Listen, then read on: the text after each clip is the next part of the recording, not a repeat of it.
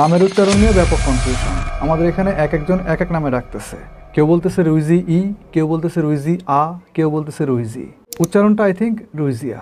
Regia has always been committed to fully integrating technology into scenarios. যাই হোক, বাংলাদেশের মার্কেটে রুইজিয়া নতুন একটা নাম, but they are not actually new. অনেক পোড় খাওয়া কোম্পানি এটা, infact they are one of the top most. WiFi 4, WiFi 5 এবং ওয়াইফাই 6 মোট 3টা জেনারেশনের বেশ কয়েকটা মডেল নিয়ে তারা কাজ করতেছে। বিভিন্ন ধরনের নেটওয়ার্কিং প্রোডাক্ট তাদের ম্যানুফ্যাকচারিং লিস্টে আছে। বাংলাদেশে যে কটা রাউটার পাওয়া যায় রুইজিয়ার, তার মধ্যে আজকের মডেলটা হচ্ছে সবচেয়ে অ্যাডভান্স। এটা ওয়াইফাই 6 এর AX3000 রাউটার, অ্যাকচুয়ালি AX3200। তার মানে আমরা নর্মালি AX3000 এর যে রাউটারের মডেলগুলো দেখতে পাই তার তুলনায় খানিকটা হলেও আলাদা হবে। আলাদাটা কীরকম সেগুলো নিয়ে কথা হবে, এর ফিচারগুলো নিয়ে কথা হবে, অ্যান্ড হার্ডওয়্যারের স্পেক্স নিয়েও কথা হবে। সেই সঙ্গে খোলাসা করব এর পোটেনশিয়াল ইউজার কারা, কোথায় কোথায় কী কী কাজে ব্যবহার করতে পারবেন, কতটুকু এরিয়া নিয়ে ব্যবহার করতে পারবেন, পারফরমেন্স কেমন দেবে, ইত্যাদি ইত্যাদি। বরাবর মতোই পুরো ভিডিও জুড়ে আমি মাজহারুল ইসলাম আছি আপনাদের সাথে। আপনারা দেখছেন টিএসপি মানে হচ্ছে টোটাল সলিউশন প্লাস। আর রুইজিয়া হচ্ছে নেটওয়ার্কিং সম্পর্কিত অলমোস্ট যাবতীয় কোয়ালিটিফুল ডিভাইসের প্রোডাকশনের সঙ্গে অনেক আগে থেকেই জড়িত। আমাদের দেশে সেরকম কোনো ডিস্ট্রিবিউশন এতদিন ছিল না, বাট আমাদের দেশের বাইরে কিন্তু তারা ব্যাপক ওয়েল নন, বিশেষ করে এন্টারপ্রাইজ লেভেলের হাই এন্ডেড ডিভাইস হিসাবে। নাও বাংলাদেশে এগুলো ডিস্ট্রিবিউশন করতেছে গোল্ডেন ট্রেড ইন্টারন্যাশনাল বিডি। তাদের ওয়েবসাইটে গেলে আপনারা এটার প্রাইস দেখতে পাবেন, আস্ক ফর প্রাইস এরকম কিছু, but I manage to know the price, সেটা হচ্ছে অলমোস্ট 12,700 টাকার আশেপাশে। তো দামটা আদৌ রিজনেবল হইলো কিনা আমি সেই প্রসঙ্গে আসতেছি। তার আগে আমরা রুইজির যে অফিসিয়াল ওয়েবসাইটটা আছে ওইটার দিকে একটু চোখ বুলাই। এখানে দেখেন মডেল নাম্বারটা আছে 3200GX। আচ্ছা এটা কি 3 বছরের ওয়ারেন্টি? সর্বনাশ করছে। অ্যান্ড আমি কনফার্ম যে আমাদের দেশে যারা এটা ডিস্ট্রিবিউশন করতেছে অর্থাৎ গোল্ডেন ট্রেড, তারাও এটাকে 3 বছরের ওয়ারেন্টি দিয়ে সেল করতেছে। আই থিঙ্ক এটা হচ্ছে এই রাউটারের ওয়ান অফ দ্য কি selling point. Let's see. Alright, this is রুইজিয়া RG-EW3200GX Pro। যেমনটা একটু আগে বলতেছিলাম, এটা AX3200 স্ট্যান্ডার্ডের একটি ডুয়েল ব্যান্ডের ওয়াইফাই 6 রাউটার। বক্সের কন্টেন্টগুলোকে আপনি যদি কেবলমাত্র কন্টেন্ট হিসেবে চিন্তা করেন, অন্যান্য রাউটারের ক্ষেত্রে আপনি যেমন দেখেন ঠিক তেমনই গুনে গুনে 4টা আইটেম: রাউটার, অ্যাডাপ্টার, RJ45 এর প্যাচ কোড আর ম্যানুয়াল। বাট আপনি যদি ইন্ডিভিজুয়ালি এগুলোর মেরিট দেখেন, জাস্ট দুর্দান্ত। রাউটার তো মাশাআল্লাহ খুবই অ্যাট্রাকটিভ, সেই সঙ্গে ওজনটাও একদম অ্যাকুরেটলি বলতে গেলে 800 গ্রাম। চ্যাপ্টা গঠনের এক্সটার্নাল 8টা এন্টিনা আছে যেগুলো হচ্ছে ওমনি ডিরেকশনাল, পুরো বডিটা প্লাস্টিকের মেড এবং ওভারঅল কালারটা হচ্ছে ব্ল্যাক। তবে একটুখানি কন্ট্রাস্ট আছে এখানে, আমি আসছি সেই প্রসঙ্গে। বডি কিন্তু দারুণ সলিড, বডির কোথাও কোনো ফ্লেক্স নাই, অ্যান্ড এন্টিনাগুলো খুবই দৃঢ়ভাবে বডির সঙ্গে অ্যাটাচ করা। বডির উপরের অংশটার কথা বলতেছিলাম একটু আগে, একদম প্লেন রাখা হয়েছে এবং এটার কালার রাখা হয়েছে অ্যাশ, যেখানে আবার রুইজিয়ার ব্র্যান্ডিং করা আছে। পাশে দেখেন রেই নামে একটা শব্দ লেখা আছে। সো হোয়াট ইজ রেই, হোয়াট ডাজ ইট মিন, আমি আসছি সেদিকে। এক সাইডে পাবেন অনেকগুলো গুরুত্বপূর্ণ পোর্টস অ্যান্ড বাটনস। এর মধ্যে একটা হচ্ছে রিসেট বাটন, আর 5টা গিগাবিট মানে হচ্ছে 1000 MBPS এর ইথারনেট পোর্ট, যার মধ্যে একটা হচ্ছে 1 পোর্ট, 4টা হচ্ছে ল্যান পোর্ট। প্রত্যেকটা পোর্টের সঙ্গে ইন্ডিভিজুয়াল এলইডির ব্যবস্থা করা আছে। আর ব্রিদিং ভেন্ট, যেটা আসলে এরকম হাই স্পেক্সের রাউটারের পারফরমেন্সকে আগাগোড়া একইভাবে ধরে রাখতে খুবই গুরুত্বপূর্ণ ভূমিকা পালন করে। অ্যান্ড আমি বলবো যে ভেন্টগুলো সঠিক পজিশনে থাকাটাও আসলে এই ক্ষেত্রে খুবই গুরুত্বপূর্ণ। যাই হোক, এগুলোও এখানে পারফেক্ট প্লেসেই আছে। এগুলো আছে একদম নিচের দিকে আর উপরের দিকে এই খাঁজের মধ্যে। উপরের দিকের এখানে দেখেন একটা ক্লিক বাটনও আছে এবং এর উপরে দেখেন একটা সিঙ্ক্রোনাইজেশনের সাইন দেওয়া আছে। তার মানে বেসিক্যালি এই রাউটারটা হচ্ছে মেশ সাপোর্টেড, অর্থাৎ অন্যান্য যেসব মডেলগুলো আছে তার সঙ্গে এই রাউটারটাকে সিঙ্ক করার জন্য আপনি এই বাটনটাকে ব্যবহার করতে পারবেন। নিচের দিকে আরেকটা জিনিস আছে, সেটা হচ্ছে নন স্লিপারি সিটিং প্যাড। রাউটারকে যে কোনো সার্ফেসের উপরে বসে যেন আপনি ব্যবহার করতে পারেন, সেক্ষেত্রে এটা সহায়তা করবে। আর ফ্রন্ট ফেসের দিকে দেখেন একটা ব্লু এলইডি ইন্ডিকেটর আছে, যা অপারেশনাল অবস্থায় দেখতে খুবই চমৎকার, অন্তত আমার কাছে খুবই ভালো লাগছে। বাট তবে ইন্ডিকেটরের সংখ্যা যদি আর কয়েকটা বেশি থাকতো তাহলে খুবই ইউজফুল হইতো বিষয়টা। তবে একথা অবশ্যই স্বীকার করে নিচ্ছি যে ডিজাইন, বিল্ডিং ম্যাটেরিয়াল এবং বিল্ডিং কোয়ালিটি একদম flawless. And not only that, just look at the RJ45 patch cord, this is really cool. আর 12 ভোল্ট 2.5 এম্পিয়ারের যে অ্যাডাপ্টারটা তারা দিছে বক্সের সঙ্গে, এইটাও কম্পারেটিভলি ওয়েল বিল্ড। চ্যাপ্টা এন্টিনার কথা বলতেছিলাম একটু আগে, তো সংখ্যা হচ্ছে এগুলো 8টা এবং এগুলো হচ্ছে নন ডিটাচেবল, অর্থাৎ আপনি এগুলো খুলতে পারবেন না এবং এগুলোকে শুধুমাত্র আপনি একদিকেই খাড়া করতে পারবেন এবং যেদিক থেকে খাড়া করবেন সেই দিকেই আবার শোয়াইতে পারবেন, উল্টা দিকে যাবে না। প্লাস কোনো ধরনের কোনো ওয়াল হ্যাং করার সুযোগ সুবিধা নাই, অবশ্যই টেবিলের উপরে বসিয়ে তারপর ব্যবহার করতে হবে। তবে এই রাউটারের এন্টিনার একটা বিশেষ বৈশিষ্ট্য আছে। নর্মালি আমরা কি জানি যে 2.4 GHz-এর যে ফ্রিকোয়েন্সি এটা একটু দূরে যায় আর 5 GHz-এরটা একটু কম যায়। তো বিষয়টাকে ব্যালেন্স করার জন্য তারা আবার যেটা করছে, 2.4 GHz-এর যে এন্টিনাগুলো ওইটার গেইন নর্মাল রাখছে, অর্থাৎ 5 dBi, আর 5 গিগাহার্টসের যে অ্যান্টেনাগুলো আছে ওইটার গেইনটাকে তারা এক স্টেপ বাড়ায় দিছে, অর্থাৎ 6 dBi। তো আই থিঙ্ক যেটা খুবই স্মার্ট একটা মুভ হয়েছে এবং খুবই দারুণ একটা জিনিস হয়েছে।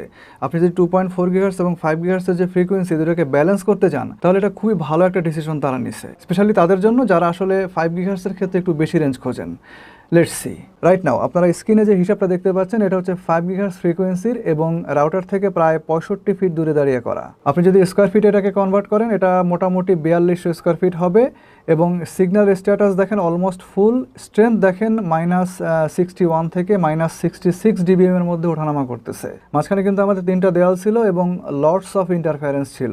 আমাদের মোবাইলের যে স্ক্রিন রেকর্ডিংটা আছে এটা একটু দেখে নেন, তাহলে আপনি বুঝতে পারবেন যে আসলে কতগুলো রাউটারের ফ্রিকোয়েন্সি দিয়ে আসলে এই রাউটারের ফ্রিকোয়েন্সিটা ইন্টারাপ্ট হয়েছে। তো সব মিলিয়ে এই দূরত্ব থেকে ম্যাক্সিমাম যে থ্রুপুটটা পাওয়া গেছে তা হচ্ছে অনেকটা এরকম, অ্যাভারেজে 15 Mbps।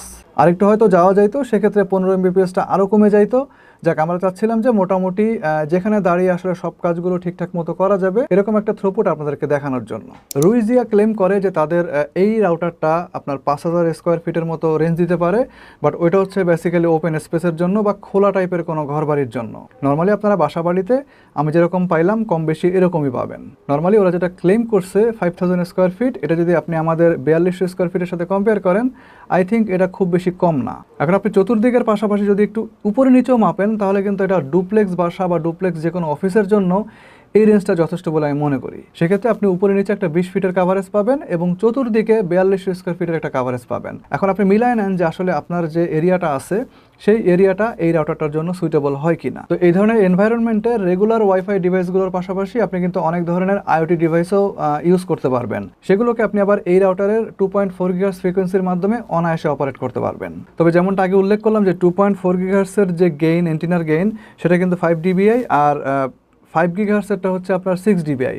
সো আপনি দেখবেন যে ঘুরে ফিরে 5 গিগাহার্টস এবং 2.4 গিগাহার্টসের রেঞ্জ অলমোস্ট কাছাকাছি। যদিও আমরা জানি যে 2.4 গিগাহার্টসের রেঞ্জটা একটু বেশি যাবে, তবে 5 গিগাহার্টসের ডিবিআইটা বাড়ায় দেওয়ার কারণে এটা কিন্তু ওই 2.4 গিগাহার্টসের সমানই এখন রেঞ্জ দিতেছে।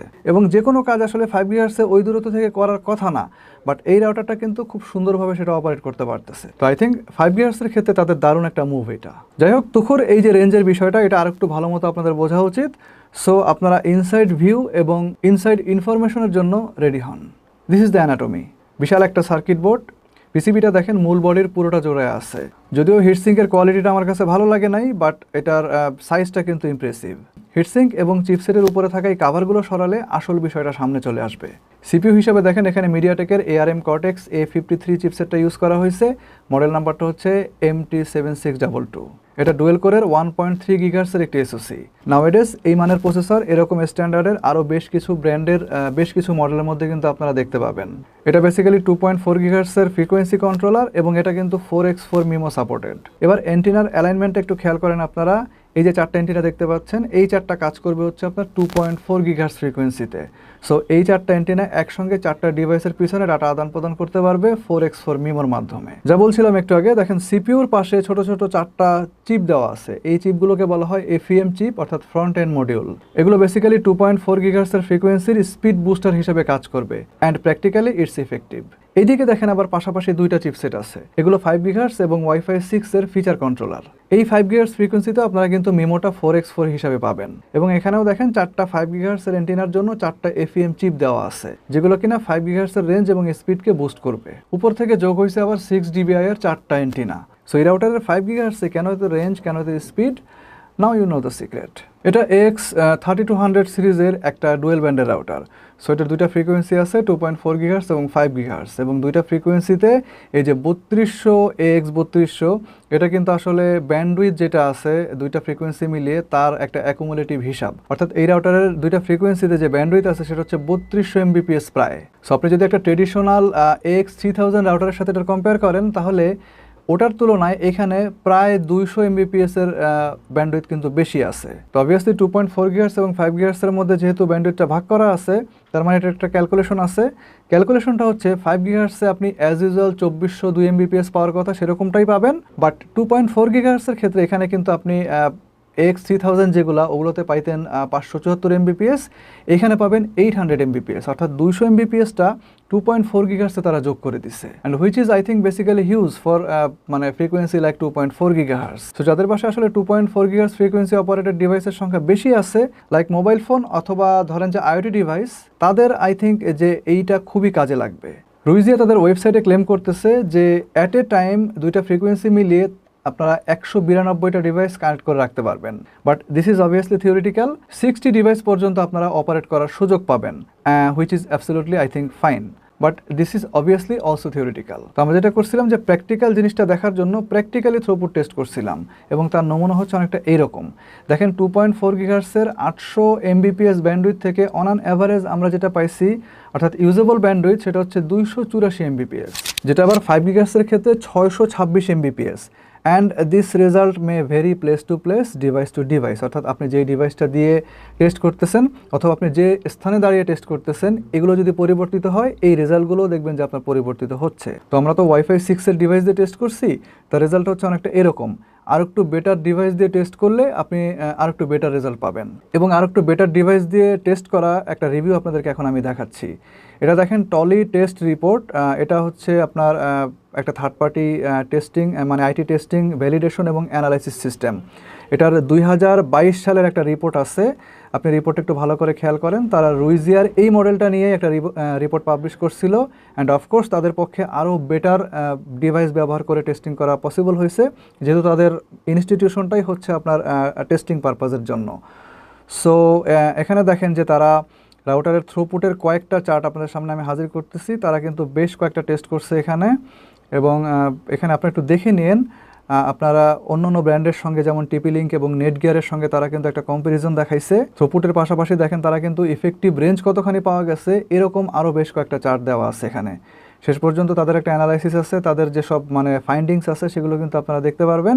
আপনারা চাইলে ভিডিওটা পজ করে দেখে নিতে পারেন, অথবা আমি ডিসক্রিপশন বক্সে অবশ্যই এই মানে লিঙ্কটা দিয়ে দিচ্ছি, আপনি একটু দেখে নিন। নাও হোয়াট ডাজ ইট মিন? এই যে 60 ডিভাইসকে আমরা এখন এখানে চালাবো, তো আমরা যে থ্রুপুটটা পাইলাম 5 GHz এবং 2.4 GHz মিলায়া, এটা কি আদৌ এই 60 ডিভাইসের জন্য যথেষ্ট?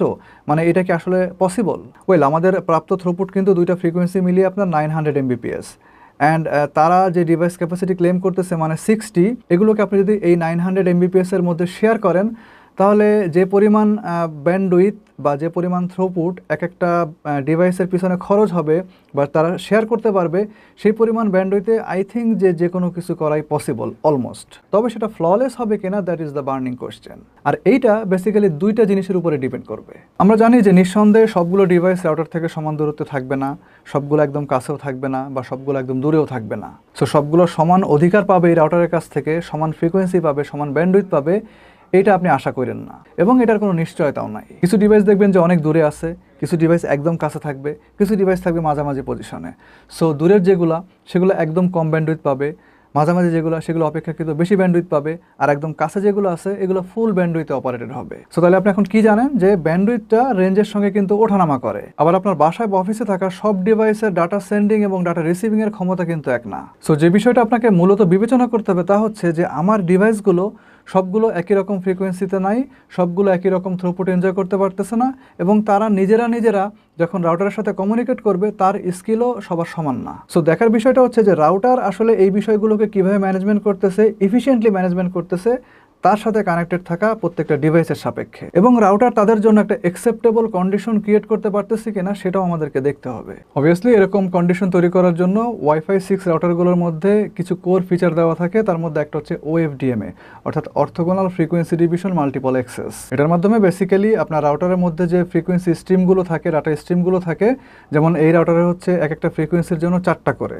তো ওর কাজ হচ্ছে এই ফ্রিকোয়েন্সির স্ট্রিমগুলোকে, ডাটা স্ট্রিমগুলোকে সে কি করে ছোট ছোট ক্ষুদ্র ক্ষুদ্র টুকরোতে পরিণত করে, এবং এই টুকরোগুলোকে প্রত্যেকটা ডিভাইসের পিছনে একই সাথে ডাটা ট্রান্সফারের ক্ষেত্রে ব্যবহার করে। মিমোর ক্ষেত্রে দেখা যাচ্ছে যে পুরো একটা স্ট্রিম ধরেই একটা ডিভাইসের পিছনে কাজ করে।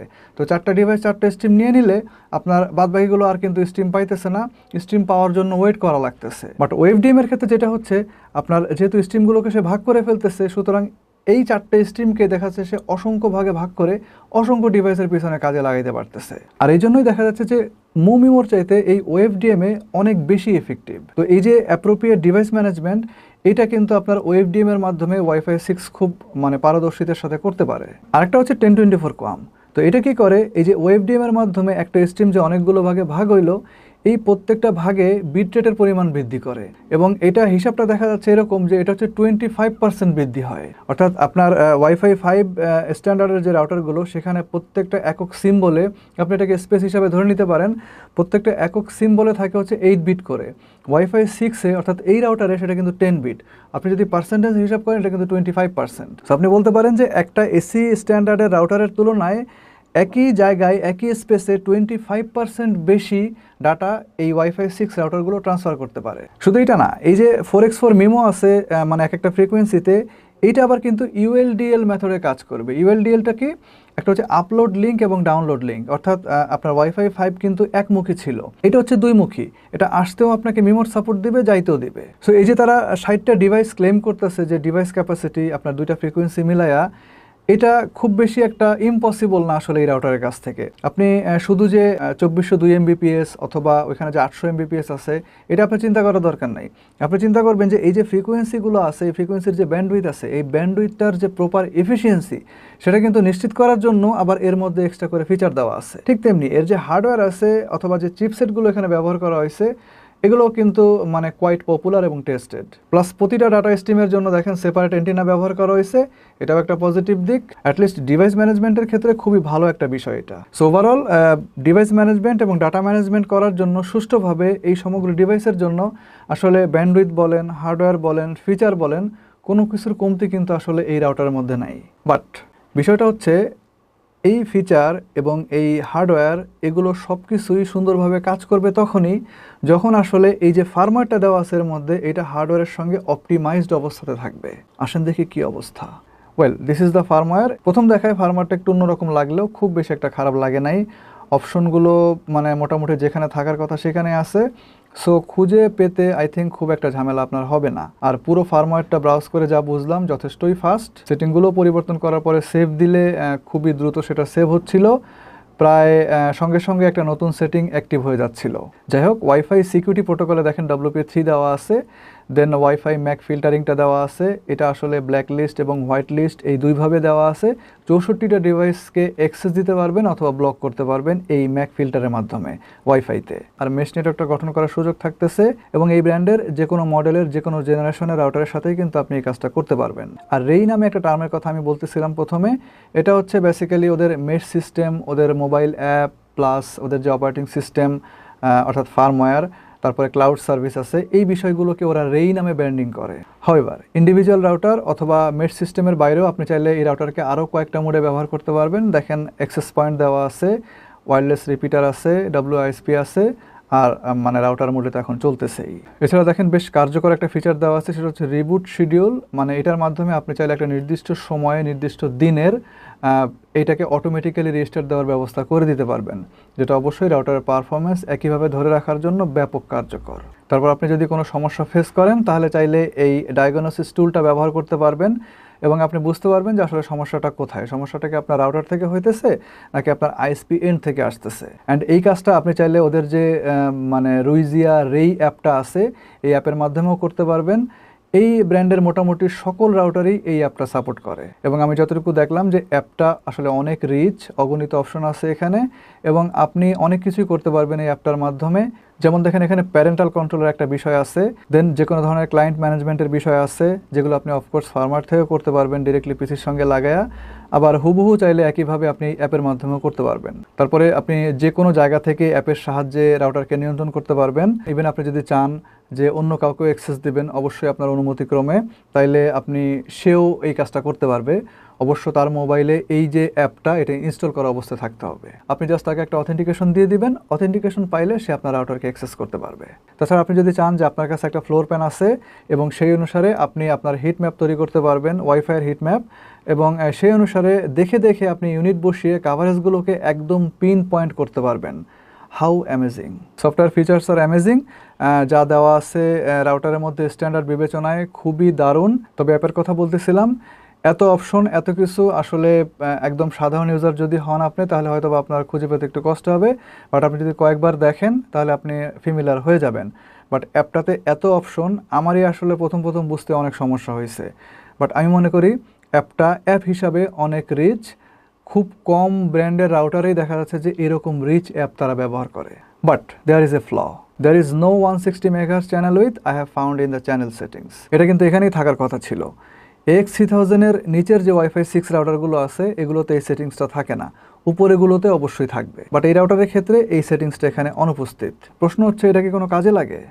বাংলাদেশে যেসব ওয়াইফাই 6-এর রাউটারগুলো পাওয়া যায় সেগুলোর সঙ্গে আপনি যদি ওয়াইফাই 6-এর মোবাইল ফোনগুলোর সিঙ্ক্রোনাইজেশন করাতে যান, তাহলে আপনি দেখবেন যে 160 মেগাহার্টজের যে চ্যানেল উইথটা, এটা যদি আপনি রাউটার থেকে অ্যাক্টিভ করেন, তাহলে যে চ্যানেল নাম্বারটার অ্যাগেনস্টে ওইটা সিলেক্ট হবে, ওই চ্যানেল নাম্বারটা আবার আপনার মোবাইল ফোন সাপোর্ট করবে না। তার মানে আপনি আলটিমেটলি কিন্তু 160 মেগাহার্টজ চ্যানেল উইথ থাকলেও ব্যবহার করতে পারতেন না। শুধু তাই না, আমাদের যে মোবাইল ফোনগুলো পাওয়া যায় সেগুলো আসলে 149, 153, 157, 161, 165 এই যে চ্যানেল উইথগুলো আছে, এই যে চ্যানেল নাম্বারগুলো আছে, এই চ্যানেল নাম্বারগুলোই সাপোর্ট করে। এই চ্যানেল নাম্বারগুলো যদি আপনি আপনার মানে রাউটারে সেট করেন চ্যানেল নাম্বার হিসাবে, তাহলেই কেবলমাত্র আপনার মোবাইলের 5 গিগাহার্টজটা পাবে। অন্তত বাংলাদেশের ক্ষেত্রে এরকমটাই দেখা যায়। এবং এই চ্যানেলগুলোর ম্যাক্সিমাম চ্যানেল উইথ হচ্ছে 80 মেগাহার্টজ। 160 মেগাহার্টসের যে চ্যানেল নাম্বার ওইটা আপনি রাউটার থেকে সিলেক্ট করতে পারবেন, বাট আপনি 5 গিগাহার্টজ এনজয় করতে পারবেন না। সো মেবি এই কারণেই হয়তোবা তারা এই মানে জিনিসটা রিয়েলাইজ করতে পারছে যে আসলে 160 মেগাহার্টসের চ্যানেল উইথটা দিয়ে বাংলাদেশে কোনো লাভ নাই, কারণ এটার এগেনস্টে যে চ্যানেল নাম্বারগুলো আছে এই চ্যানেল নাম্বারগুলো সিলেক্ট করলে তাদের মোবাইল ফোনে 5 গিগাহার্টসটা শো করবে না। তো যেটা বলতেছিলাম যে রুইজিয়া হয়তো চিন্তা করছে যে এটা তাইলে দিয়া লাভ কি, কিন্তু দিলে কি হইতো জানেন, জনমনে একটা প্রশান্তি বিরাজ করতো যে সাপোর্ট করুক আর না করুক, পাই আর না পাই, জিনিসটা তো আছে। Alright, on an average wifi 6-এর AX3000-এর উপরে যতগুলো রাউটারের মডেল আছে মোটামুটি সবগুলোকে আপনারা দেখবেন যে এগুলো যে কোনো এনভায়রনমেন্টের জন্য একদম সুইটেবল থাকে। সো অফিস হোক, বাসা হোক, মোটামুটি যে কোনো এনভায়রনমেন্টে, যে কোনো পজিশনে, যে কোনো স্ট্রাকচারে এই রাউটারটা অলমোস্ট পারফেক্ট। অ্যাটলিস্ট আমি যেরকমটা টেস্ট করে দেখছি, 4 থেকে 4500 স্কোয়ার ফিটের মধ্যে আপনার যা করা দরকার আপনি সবই করতে পারবেন। আর গেমিং, ভিডিও স্ট্রিমিং এগুলো তো আছেই, এগুলোর পারফরমেন্স নিয়ে পার্সোনালি আমার কোনো প্রবলেম হয় নাই। ক্লোজ রেঞ্জ থেকে তো অবশ্যই না, ইভেন মিড রেঞ্জ থেকেও অথবা হায়ার মিড রেঞ্জ থেকেও আপনি তেমন কোনো সমস্যা ফেস করবেন না, যেমনটা আমিও করি নাই। একদম এজে গেলে আপনাকে যে মাপটা দেখাইছি 15 MBPS, ওইখানে আপনি গেম খেলতে পারবেন না, বাট আপনি যদি ভিডিও কলিং করেন, ভিডিও কলিংয়ের ক্ষেত্রে আমরা জানি যে ল্যাটেন্সি একটা বিশাল ইস্যু, বাট খুব বেশি একটা সমস্যা সেখানে হয় না। একটু আকপিস হয় কথা এবং সাউন্ড, একটু আকপিস হয়, একটু আটকায় যায়, বাট আপনি কাজ চালিয়ে নিতে পারবেন। তবে আদার যেসব অ্যাক্টিভিটি আছে, যেমন ধরেন যে ইমেল, সোশ্যাল মিডিয়া, এগুলোতে তেমন কোনো সমস্যা হয় না। আর আমি এমনও দেখছি যে সেখানে ইউটিউবটাও ভালো মতো চলতেছে। তাছাড়া ওদের অ্যাপের মধ্যে দেখেন একটা গেম বুস্টের বাটন আছে, এটা দিলে গেমটা বুস্ট হওয়ার কথা, ভালোভাবে চলার কথা, বাট আমি আসলে ওই বাটনটা চাপ দিয়ে খেলি নাই। এই বাটনটা আমি আসলে অনেক পরে আবিষ্কার করছি। আগেই বলছি যে ওদের অ্যাপের মধ্যে এত ফাংশন খুঁজে পাওয়াই মুশকিল, সো এই কারণে এই জিনিসটা আমার চোখে পড়ে নাই। বাট আই থিঙ্ক এই রাউটার দিয়ে আপনি এই বাটন ক্লিক করা ছাড়াই অনেক ভালো গেম খেলতে পারবেন। নাও দ্য ফাইনাল স্টেটমেন্ট, এই রাউটারের দাম রাখা হয়েছে 12,000 প্লাস। আপনি যদি ব্র্যান্ডের দিকে তাকান, আপনার কাছে দামটা খানিকটা বেশি মনে হইতে পারে, দামটা আপনার কাছে জাস্টিফাইড নাও লাগতে পারে, যেহেতু ম্যাক্সিমাম মানে ইউজারদের কাছেই আসলে এটা অপরিচিত। ইভেন অনেকে হয়তো এটার নামটাও শোনেন নাই। সো আপনি চিন্তা করতে পারেন যে ওয়েল নোন ব্র্যান্ড রাখা একই দামে আমি এই রাউটার কেন নেব।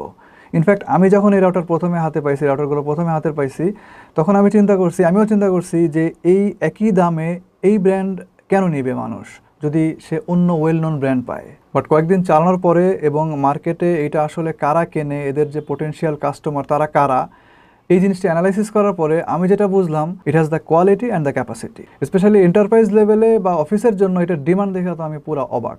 But as a home user, এটা যেহেতু ব্র্যান্ড নেমটা একদম নতুন তার কাছে, সো এটার ডিমান্ড তার কাছে কিন্তু ওইভাবে ক্রিয়েট হয় নাই। অনেক সময় আমরা দেখি না যে অনেক ভালো জিনিস মানে প্রচারের অভাবে চিপাচোপার মধ্যে পড়ে রয়েছে, আর এ কারণেই মূলত আমার এইটা রিভিউ করা।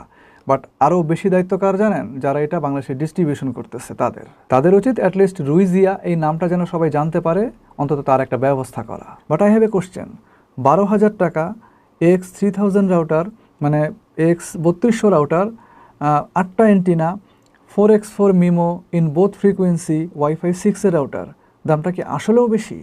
সবাই ভালো থাকবেন, আল্লাহ হাফেজ।